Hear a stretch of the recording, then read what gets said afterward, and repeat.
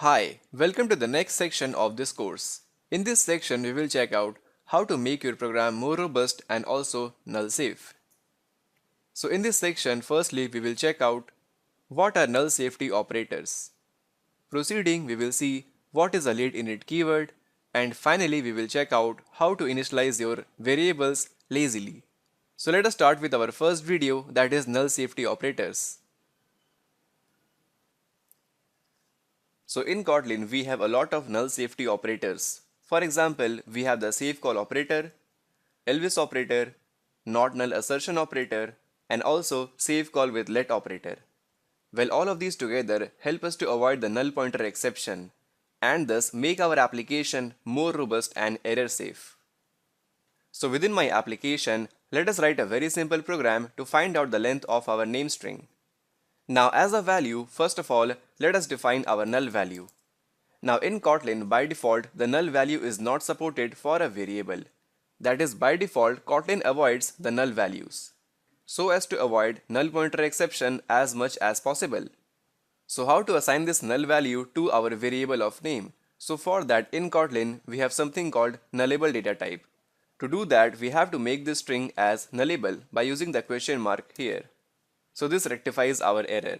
Now similar to string, you can create a nullable integer or a nullable float value, similarly nullable boolean value, and even the custom classes such as student or employee.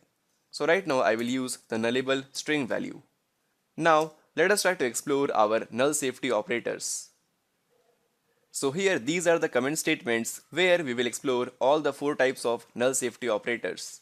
So firstly, let us start with our safe call, which is represented with the help of question mark followed by a dot.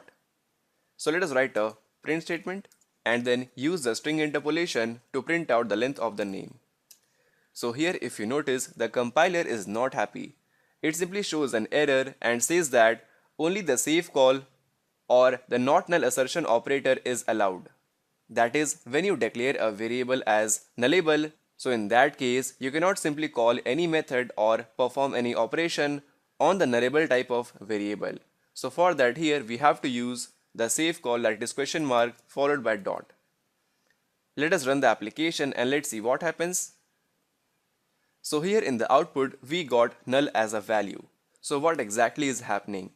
Now in the runtime, when it is found that the name contains the null value, so in that case the operation on the right is actually ignored and only the null value is printed in the output console. Now what if we have the valued value such as Steve? Let's see what happens. Now since we have the valid value, so we are getting the length of the name is 5. That is, the Steve contains 5 characters. So here is the comment statement for that. It simply returns the length if the name is not null.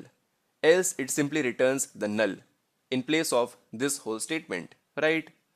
So use it only if you don't mind getting the null value in the output console. Now let us come to our next operator, that is safe call with let. So for that, here is the syntax.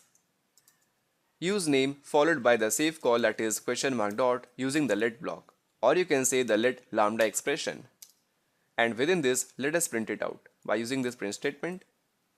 And now here you don't have to use this question mark, just use name.length straight away. If you run the code right now, you will get a valid output, that is the length of the name is 5. Perfect, as simple as that. But in case if we have the value as null, so in that case what will happen? When the question mark dot let, that is safe call with let, encounters that we have a null value here and it does not execute the block here. So whatever code that we have written here, that is print line statement, won't be executed as the value is null here. So if you run the code right now, then corresponding to this statement, we are not getting any output in the output console. So in this way, the safe call with let avoids the null pointer exception and makes your code more safe.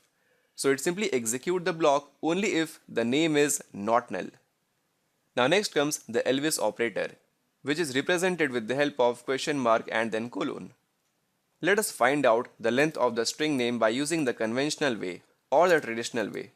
If name is not equal to null, then simply find out name dot length, else just return the default value as -1. So right now our code looks very simple. If the name is not null, simply find out the length of the name, else return the default value as -1. Now we can write these 4 lines of code using the Elvis operator in just one single statement. So let us find out the syntax. So for that we use val length variable equal to useName dot use length, and then use the Elvis operator followed by -1. Now here the compiler is not happy just because name is nullable. So here I will use the save call operator, right? So this statement is exactly similar to what we have written here.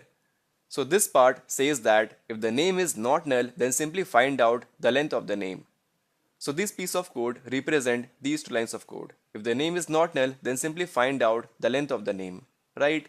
Now in case we have the null value here like this, then simply ignore this part and simply return the default value as -1. That is our else part, which you can find it here, else block. Fine. So as simple as that. Let us print out and just print out the length, length. Launch the application. Perfect. The length of the name is -1 right now, just because currently the name is null. Let us switch to the valid value of Steve and launch the application. And now we are getting the length of the name is 5. Perfect. So what exactly is happening? So for that we have the comment statement. When we have the nullable reference of name, we can say if the name is not null, use it, otherwise use some non-null value. That is non-null default value that we have defined here. Perfect. It is like a ternary operator in case of Java. Now let us come to our last one, that is non-null assertion operator. Well, use it when you are 200% sure the value is not null. For example, when you write the print statement and use name.length, then when you hover over it, it simply shows you what is the error. Only the save call or non-null assertion operator are allowed.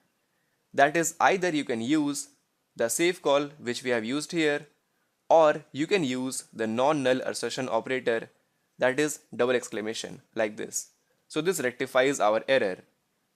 Now since we have the valid name of Steve here, launch the application and let's see what happens. So in case of valid name, we are getting the desired output. The length of the name is 5. Perfect. But in case if the name is null, then let's see what happens.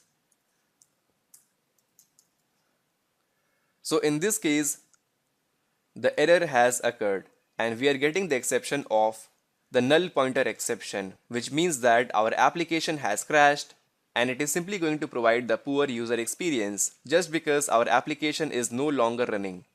It has been shut down just because of the null value here. So always remember, you have to use this operator only if you are sure the value is not null. Fine. Now in case the value is null, so in that case it simply throws the null pointer exception. Let us revert it back to Steve. As simple as that. So in just one video I showed you 4 types of null safety operators in Kotlin. And trust me, it is really going to help you while you develop any application such as Android application or some desktop application using Kotlin. So that's all for this video. So in the next video we will check out what is a late init keyword.